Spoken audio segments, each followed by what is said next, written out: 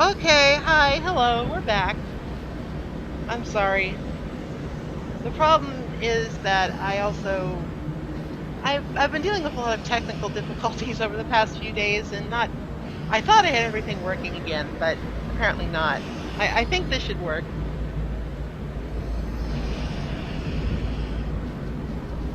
Oh my god, computers fucking suck.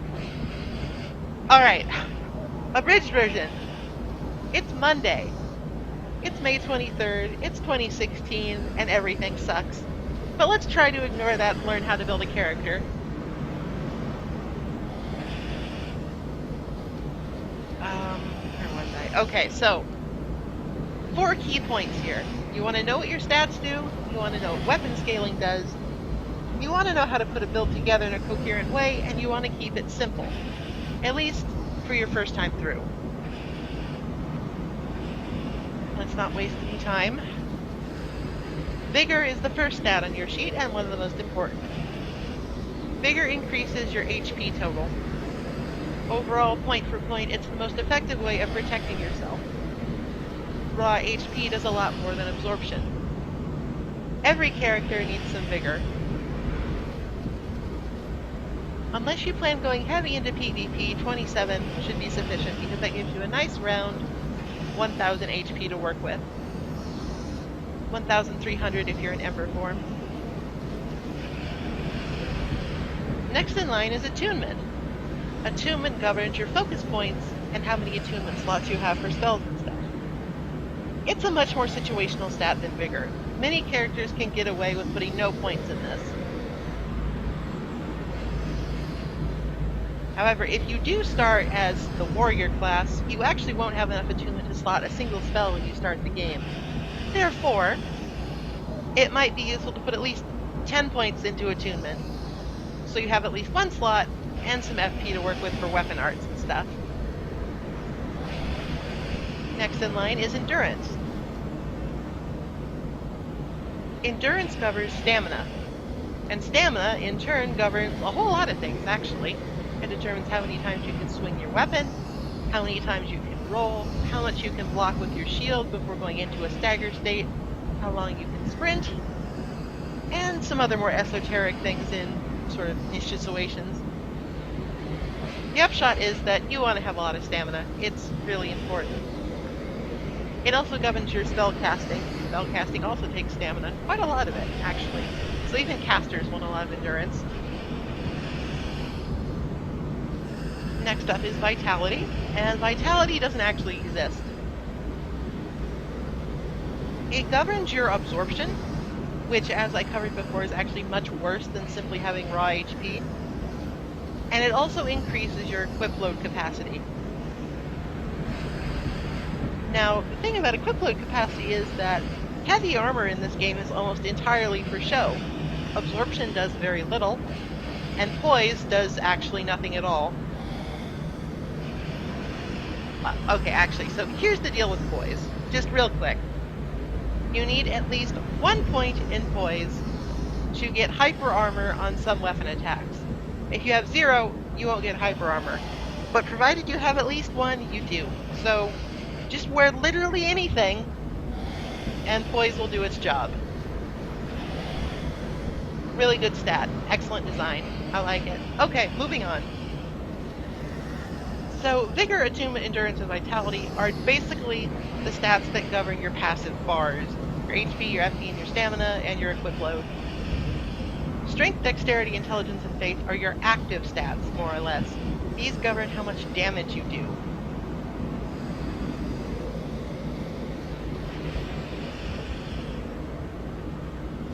Let's start with Strength. Strength is one of the more important stats for most melee characters because strength is needed to wield most weapons in the game. Almost every weapon has a strength requirement. Some weapons don't actually have dexterity requirements, so if you really want to go full into strength, you could completely neglect dexterity, though I wouldn't really recommend that.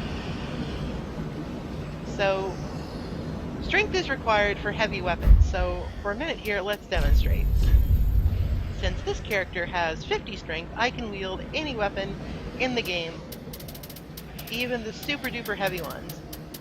Let me just look through my enormous collection garnered over 2 full playthroughs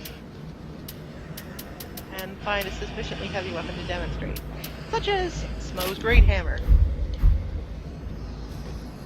This weapon requires 45 strength to use.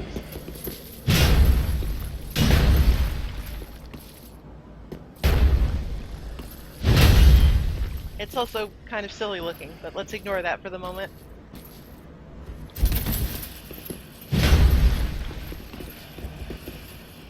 Now, here's an interesting thing about strength. You can increase your effective strength by two-handing a weapon. So, at my baseline, one-handing this hammer, I have 50 strength. The hammer requires 45, so this character is fine. However, for most characters that aren't going deep into New Game Plus, 50 is a really big investment into any stat. That is the stat that you put things in if you're going to 50. So let's say that we don't have as much strength, but we still want to use a heavy weapon. We need not despair, for we can two-hand things. Two-handing works this way. Essentially, it takes half of your current strength and adds it to your total. So, since we have 50 strength, if we two-hand this weapon, it counts as us having 75. Which is quite a lot, actually. But if we had less strength, say 30, we would have an effective 45 strength.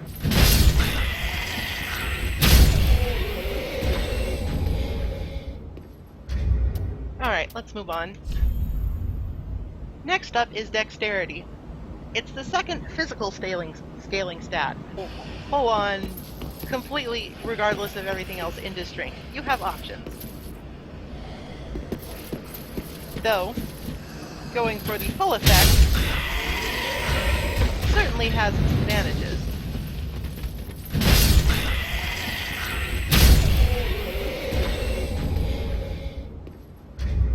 Alright, let's move on. Next up is Dexterity. It's the second physical scaling stat. Dexterity is needed for weapons that require finesse, basically. Like katanas and knives and bows and stuff like that. Most weapons do have a dexterity requirement. However, there is no way to effectively increase your dexterity without the use of like rings or just leveling up. You can't two-hand something and become more dexterous. To make up for that, dexterity requirements are much less severe than strength requirements. In this game, I'm not actually sure if there's a weapon that requires more than 30 dexterity to use.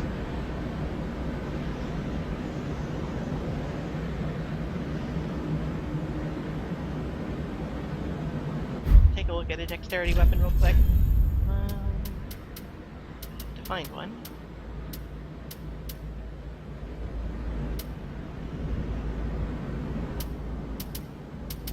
Let's go with Ricard's Rapier.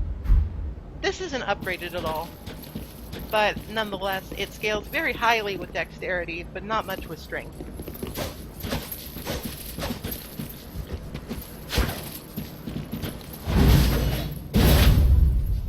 Dexterity weapons usually focus more on speed, precision, and quick strikes than raw power.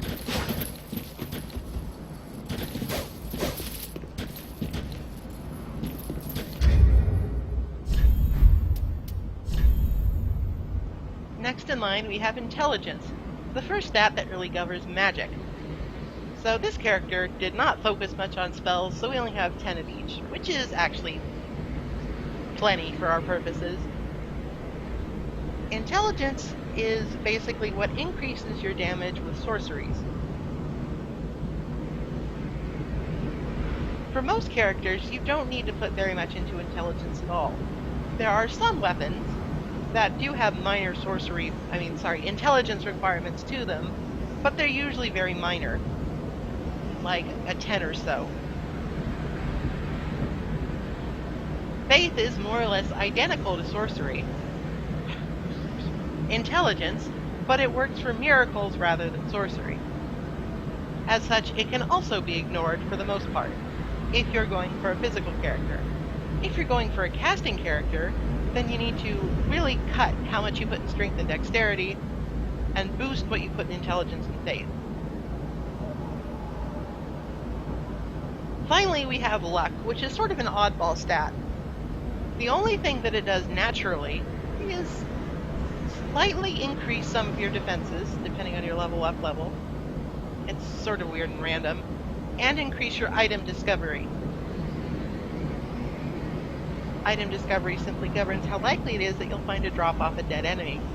It's useful, but unless you are going for a very specific build, luck doesn't do very much.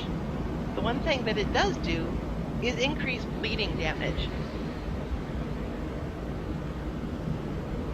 There are builds that go very heavily into luck with the aid of a certain other weapon, but we'll talk about that a bit later. It's kind of gimmicky.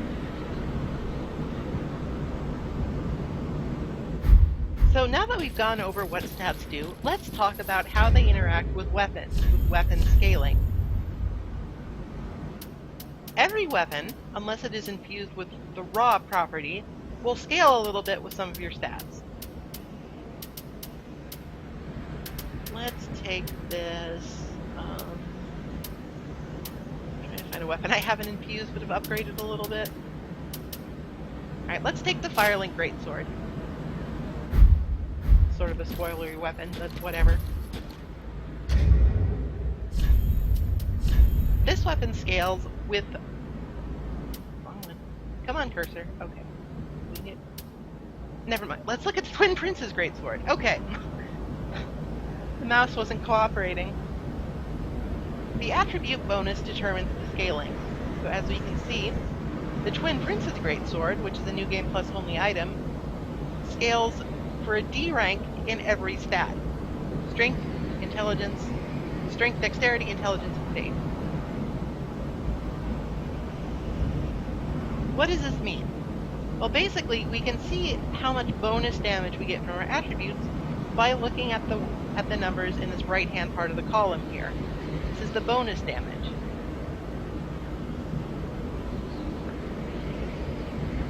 This damage results from the bonuses that we get from having these attributes.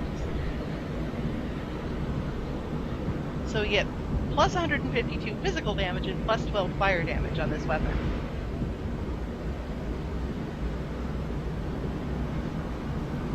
This weapon scales more or less equally with every stat. However, that's also a little bit misleading. Not all D ranks are created equal. For instance, you'll notice that despite the fact that the Firelink Greatsword and the Twin Prince's Greatsword both have D scaling for dexterity, the stat screen actually indicates that the D rank for the Twin Prince's sword is actually better than the Firelink sword. So scaling essentially comes in different grades for each grade. It would be nice if they just gave you like a number, but the developers are really intent on just being really obtuse for no reason. Let's go ahead and look at a different weapon for its scaling. Go back down to Great Hammers. Smo's Great Hammer. Let's revisit this. Now, Smo's Great Hammer is one of those weapons that does not have a dexterity requirement, and it has no dexterity scaling bonus. This is purely a strength weapon, and it has B scaling for strength, so you get a whopping 210 bonus damage for physical.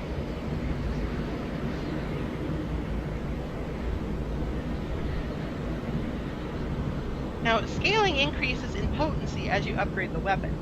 As you can see, this Smo's Great Hammer is plus 4, while this other one is just completely not upgraded. I have done no modifications to it, and thus the scaling goes down to a C.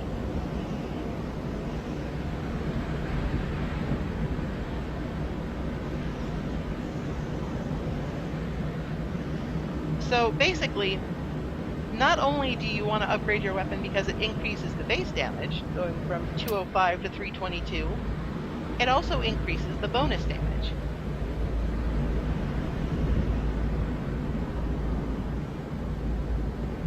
Now, there are a couple of unique varieties of scaling that I should mention. The first one is quality scaling.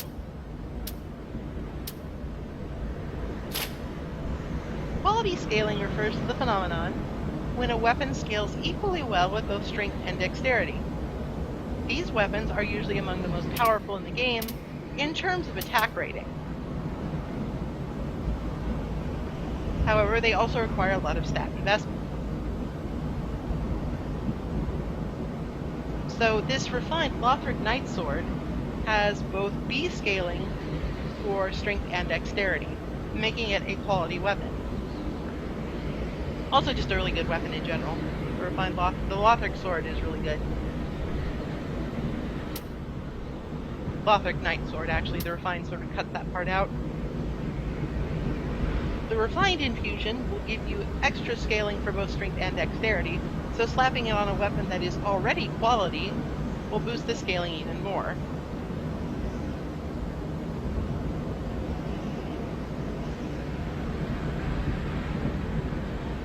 Now, because of the fairly hefty investment that you need to put into strength and dexterity for quality weapons to really work, they have their trade-offs. While they are potentially among the most powerful in the game, they also limit your options in other areas.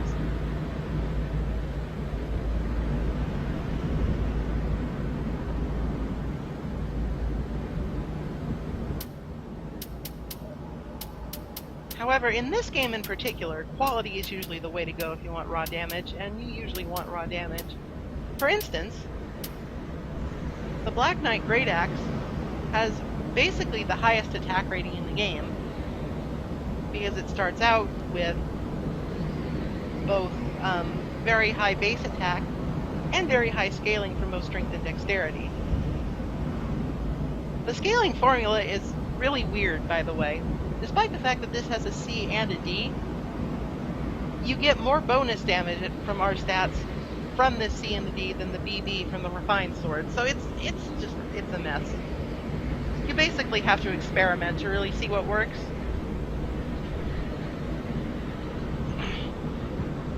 Now let's talk for a minute about scaling in catalysts.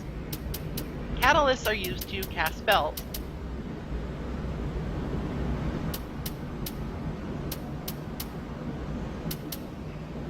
Let's look at this heretic staff. Now for a catalyst, we do not actually care anything whatsoever for the physical damage that it does. If you're hitting somebody with a stick, then you're doing something wrong, or you're doing a gimmick build.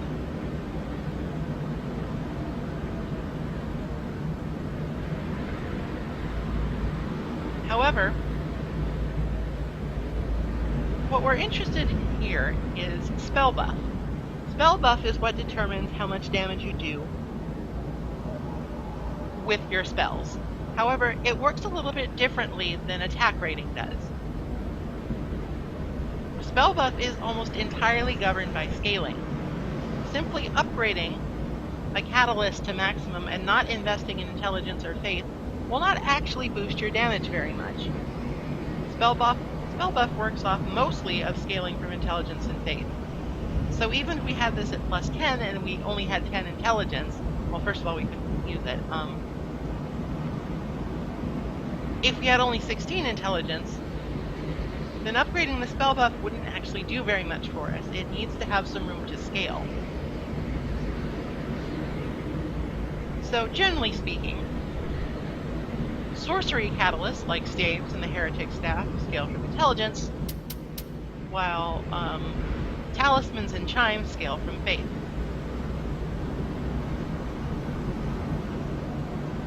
So if you want miracles, you go for faith, and if you want sorceries, you go for intelligence. Pyromancy is unique in that it is basically quality scaling for spells. It scales equally off of intelligence and faith. So if you want to go for a pyromancy build, then you need to put points in both. As you can see, the spell buff for our pyromancy flame is almost double that of either of the talismans that we looked at, because we actually have 20 intelligence and faith put together, which means the scaling for this is quite a bit better than it would be. This makes pyromancy a fairly attractive option for characters that don't necessarily want to go really hard, into intelligence or faith, because simply having a little bit in both will get you fairly far in terms of damage, as opposed to really going hard into intelligence. And that brings me to my next point here. Soft caps. Soft caps essentially mean that after a certain point, putting stats into something will have diminishing returns on scaling.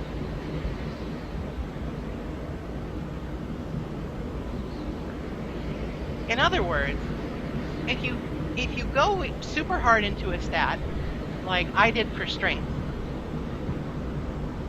then after a certain point, each successive point in strength will give you less than it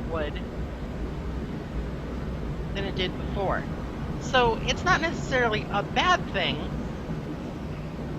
to go really hard into one stat, but when quality weapons exist, you usually want to stop after a certain point and start putting points into the other stat, because you'll actually get more damage from that, just due to the way that the diminishing returns work. Each stat has its own unique soft cap, and there's actually not even really a consensus on where that is for some stats. Sometimes it might be better to go a little higher above than the usual dictated soft cap just for your build, but for strength and dexterity, it's usually considered to be about 40. Above 40, you start getting some seriously diminishing returns, though there are some cases where you do want to go above 40 for strength, because you need that to one-hand certain weapons.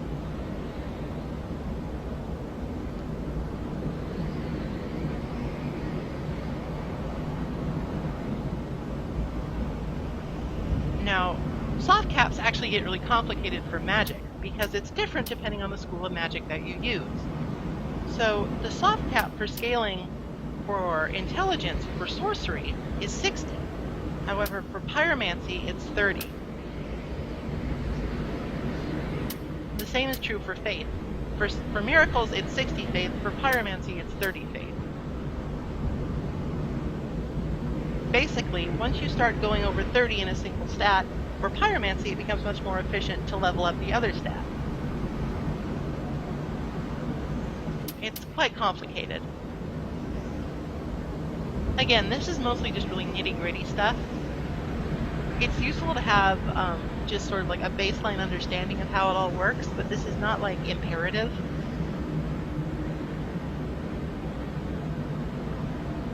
So now that we know more or less how all of this works together mathematically, let's try putting a build together. What does it all mean? First of all, a word of warning. Effort, patience, and skill will always trump build viability, at least in just single player. When you start getting into really high tier PvP stuff, then build starts becoming a lot more important, just because the other players will probably be as skilled as you.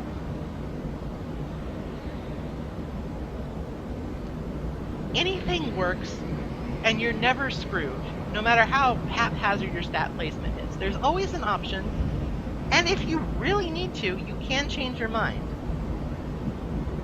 All that said, let's get started. On your first playthrough, finding the build that works for you can take a little while. You want to experiment with different weapons and spells, and find a style that you like. So let's say, for instance, that during the course of the game you find this Zweihander, and you end up really liking how it works and how it plays.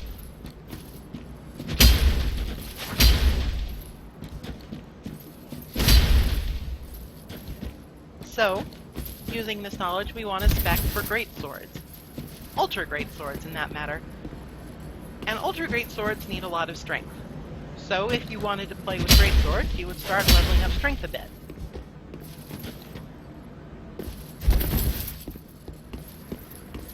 Generally speaking, when you find a class of weapon that you like, you want to open up your options in that class. So you might be able to just barely meet the requirements for the Zweihander, but if you want to experiment with other ultra great swords, you would need to increase your strength a little.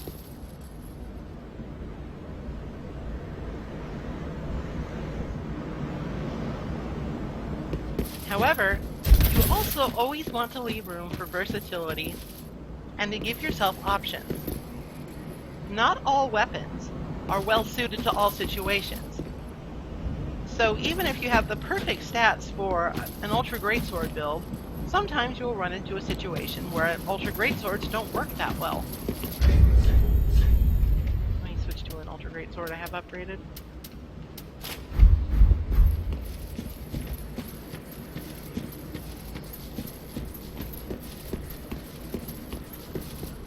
So,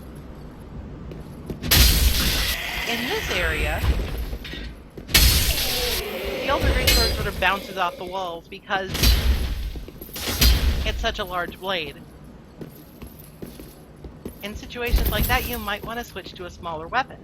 So, always have a backup in mind. Also,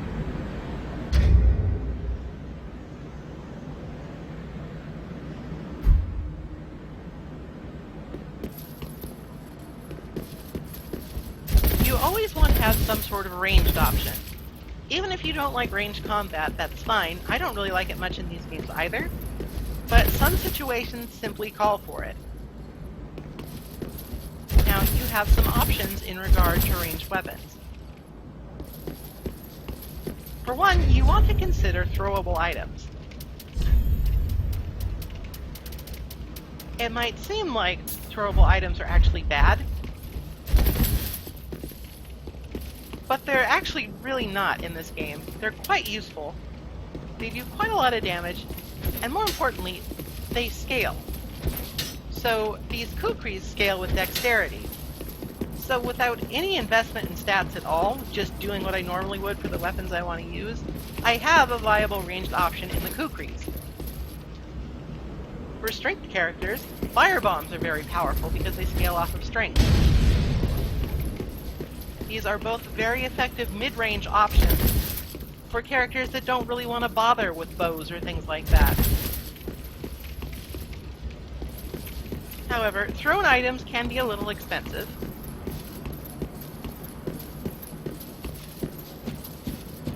And they also have fairly limited range and aiming utility. So they're not the best option for every situation where you might need to hit somebody from far away.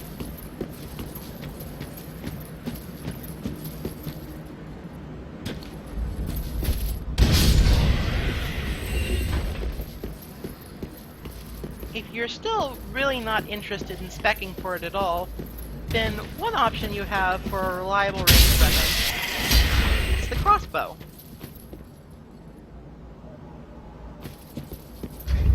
Crossbows are unique. They're ranged weapons that fire bolts. However, unlike every other kind of weapon in the game, crossbows have no native scaling.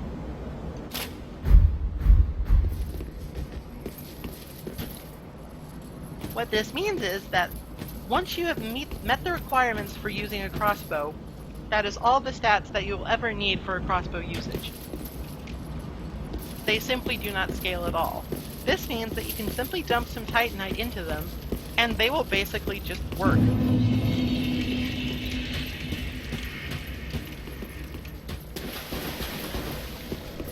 Crossbows offer zoom-in sights and a reliable ranged option. You can also use them in one hand, meaning that you can effectively use a crossbow as a sidearm with another weapon in your other hand. They do need to be loaded, however, so they're not very fast.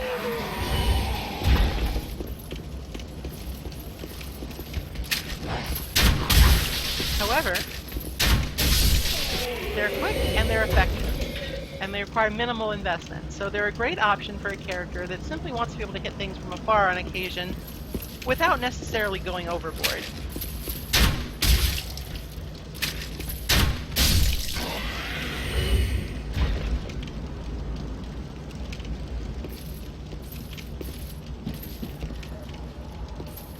The important thing about builds is mostly that you need to make sure that your build can handle all situations with at least moderate effectiveness. You don't have to be a master sniper to get through the game. In fact, you can get through the game more or less without ever using a ranged weapon. However, that makes it a lot harder, and having the option available is absolutely something worthwhile.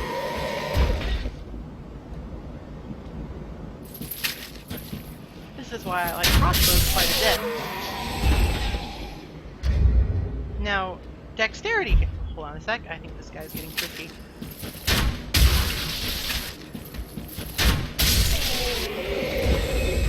Dexterity-focused characters can also fall back on your garden variety bows, such as the longbow.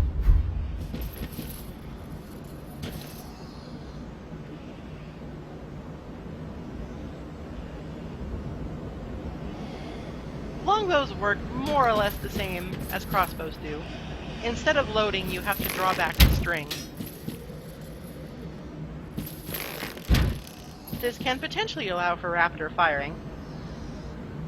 The main difference is that bows scale with strength and dexterity. Dexterity more than strength in most cases.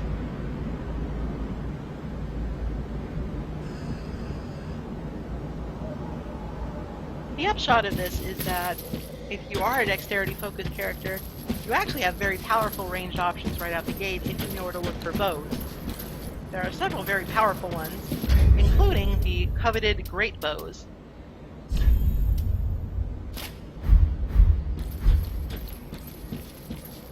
Great bows are basically heavy artillery.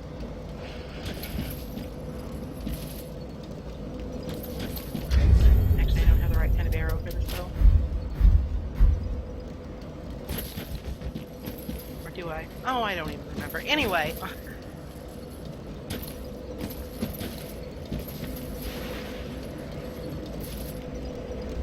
Great bows are slower, but they pack much more of a punch and have a lot of knockback to them.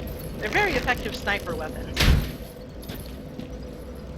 However, the stat investment to use a great bow is fairly severe. So,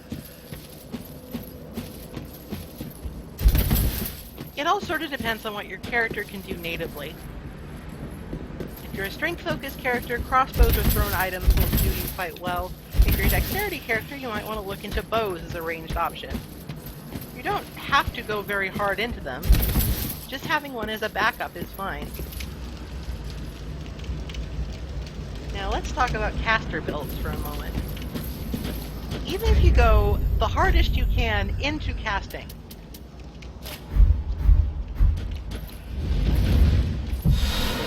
you still need a backup melee weapon. In fact, it's not even a backup. It will be your primary weapon.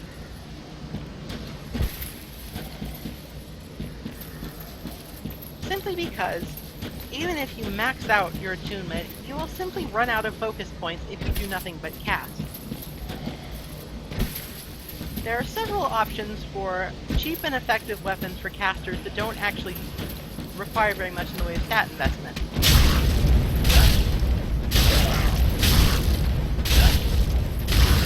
Punching with a pyro hand is not necessarily recommended, but it's not the worst thing in the world either.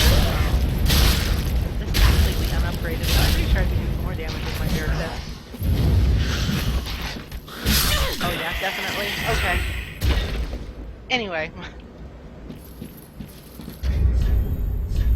One popular tactic for casters is to simply take a simple weapon like a straight sword,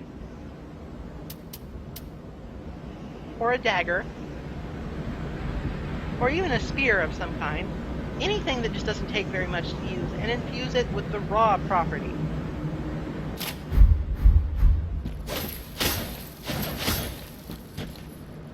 Raw weapons sacrifice all scaling to having better base attack damage, and since most mundane weapons simply scale off of strength and dexterity, of which you will not have a lot, raw is basically something you can do without penalty. They also retain their ability to be enchanted by resins and spells, so raw is a popular option for a lot of casters. Another thing you can do is infuse a weapon with a scaling element. This Chaos Broadsword, for instance, does fire damage based on how much faith and intelligence I have. Generally speaking, these are for late game, and honestly still probably aren't as effective as just the raw strategy, simply because enchanting stuff is so good.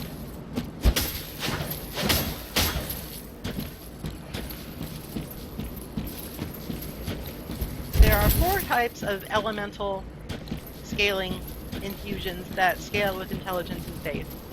There are crystal weapons, which scale with intelligence and do magic damage. There are lightning weapons, which do lightning damage and scale with faith.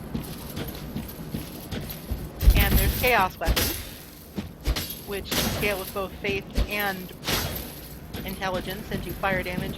And dark weapons, which scale with both faith and intelligence and do dark damage. So you're not wanting for options here as a caster for a sidearm. However, you do need to wait until you get the proper tools to infuse those. So in the meantime, a raw weapon, which is available right out of the gate, will probably serve you better, as well as just your spell casting.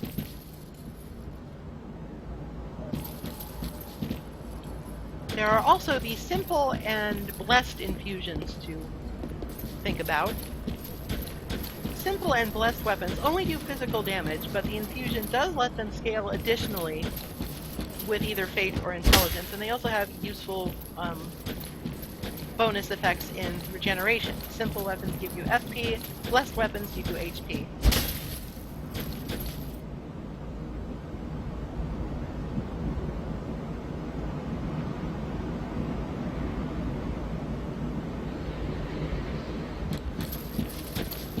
Now, an important point here is that on your first playthrough,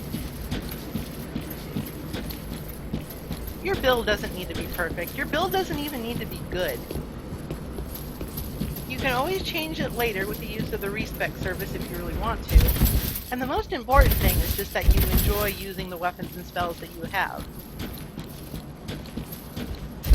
This is honestly true for every iteration. First game, second game, 10th game. It's just that on your first game, you really want to put an emphasis on stuff that is not necessarily complex, and just lets you learn about the other aspects of the game without stressing too much about the intricacies of your weapons.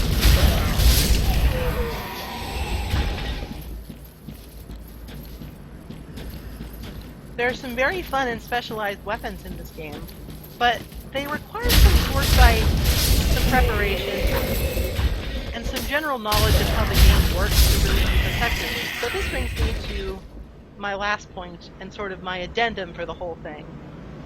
Keep your build simple the first time you're playing through the game. Gimmick builds are a lot of fun, but they require a lot of foreknowledge and a lot of familiarity with the game. Not only do they require fairly strict stat allocations for a lot of gimmicky weapons, they can also be kind of esoteric and difficult to execute properly. So here's an example that I mentioned earlier. Let's see if I can find the correct weapon. I have so many different swords. Here we go. So, as you progress through the game and you finish quests, you might get Henri's Straight Sword. This is a fairly unremarkable weapon, except that it scales off of luck.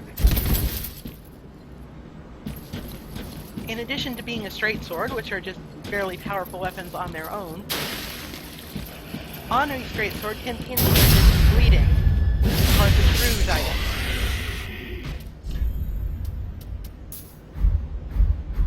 Now, because luck scales not only with Henri's Straight Sword, but also with the damage done with bleeding,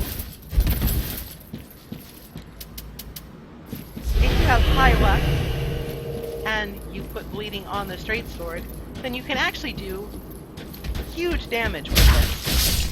And it probably won't proc against controllers because they're simply too weak. However, the danger with this kind of build is manifold. First of all, it requires a weapon that you might never see on your first playthrough. If you just hear about Henri's Straight Sword being super OP with bleed, and you try gunning for that, you might never actually find the straight sword.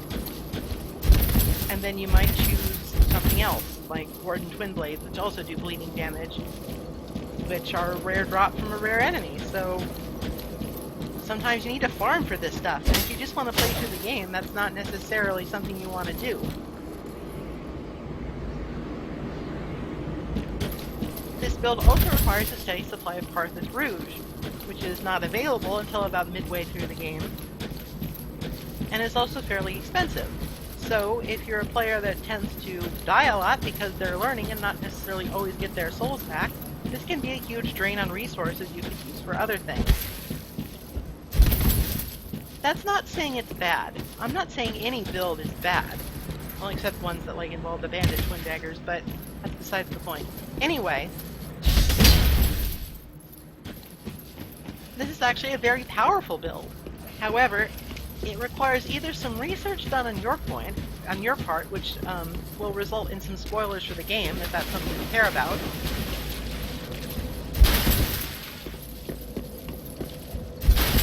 Or it just requires sort of stumbling your way through and hoping you get lucky with item drops. There are many different gimmick builds that you can do in this game, and all of them kind of are not the most intuitive things. So on your first playthrough, it's better to just stick with something that's a little bit less finicky, just so you can learn the game, learn where items are, how to get them quickly, or perhaps just have a friend give them to you.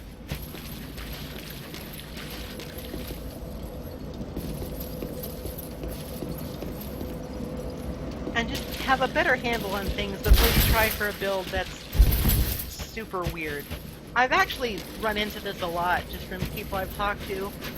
They like hear in passing about a really super goofy build that you can do, and they decide to do that for their first playthrough because it sounds funny or whatever, and they end up having a really hard time just because these builds are actually kind of difficult to execute.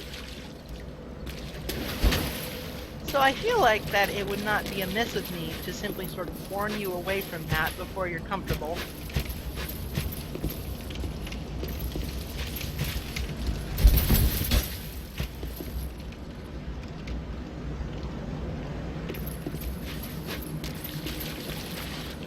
Well, at any rate, that just about covers all the things that I want to talk about. I talked about knowing what your stats do, I talked about knowing what weapon scaling does, talked about how to bring it all together and sort of find the playstyle that you like. And I talked a little bit about builds that you maybe want to avoid on your first shot just because they're kind of complicated and weird. If anybody has any questions, I would be happy to answer them. Otherwise, I will probably be done for the day and eagerly awaiting Overwatch to unlock.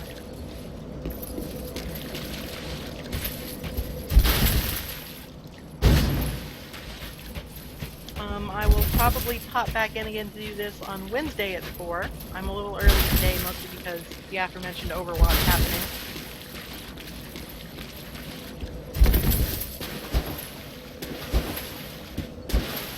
And I'm not quite sure what I'm going to do Wednesday. I tend to think of what I'm going to talk about the night before because I'm really good. In addition to questions, if anybody has like a topic that they want me in particular to talk about, feel free to let me know.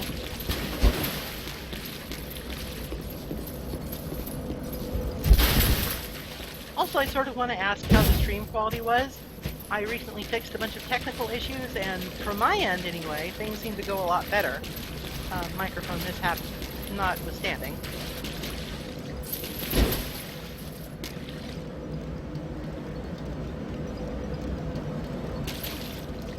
So, Zane Zero asks, defense in this game just reduces the percentage of damage dealt. That's basically how it works, yeah. Absorption is kind of one of those weird arcane stats, but you can never have so much defense that you simply don't take damage. It's not a flat reduction. Which is part of why heavy armor is kind of garbage. Alright, let's put on some super heavy armor for comparison. Let me rest at the bonfire, respawn some hollows, and get some data here.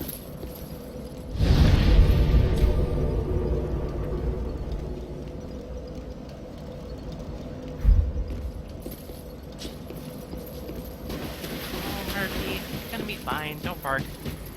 Sorry, talking to my dog.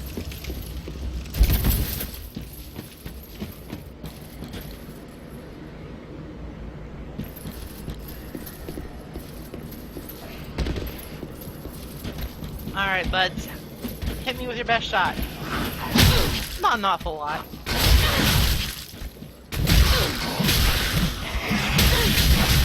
Alright, so we've got some data there. Just letting them wail on us for a couple seconds took about half our health bar, and we're in medium armor, I would say. You mind? I have to change. Alright, so now let's go with the most protective armor in the game. The infamous Havel set. This has been in every Dark Souls game thus far, and this is no exception. And it has always provided basically the best defense that money can buy. It is unfortunate then that in Dark Souls 3 the best defense that money can buy is still not all that impressive. So here we are, decked out in solid stone, with some extra chains for good measure. And let's see what this guy does to us now.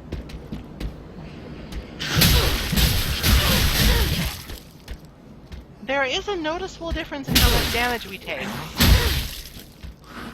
but it's not that big.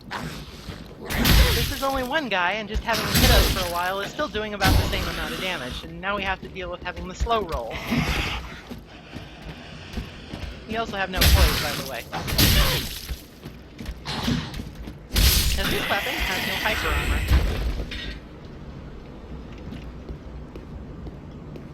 I figure I might as well demonstrate that real quick too. Okay, so take off everything. No poise whatsoever. Let's equip something that does have hyper armor. I'll go back to the refined Lothar Greatsword. Okay, so the way this weapon normally works is that if you get hit while swinging it, you hyper armor through the damage. That sorta worked. This is actually going to be difficult to get data on. I'll try for a little bit and try not to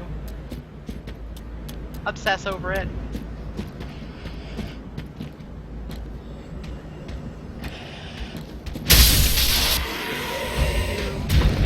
This will be easier with a ranged attack.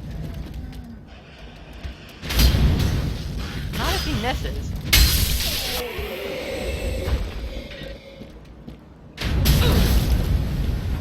Alright, actually, I think my information was wrong. I played through that just fine. Poise does literally nothing, don't worry about it, everything's fine.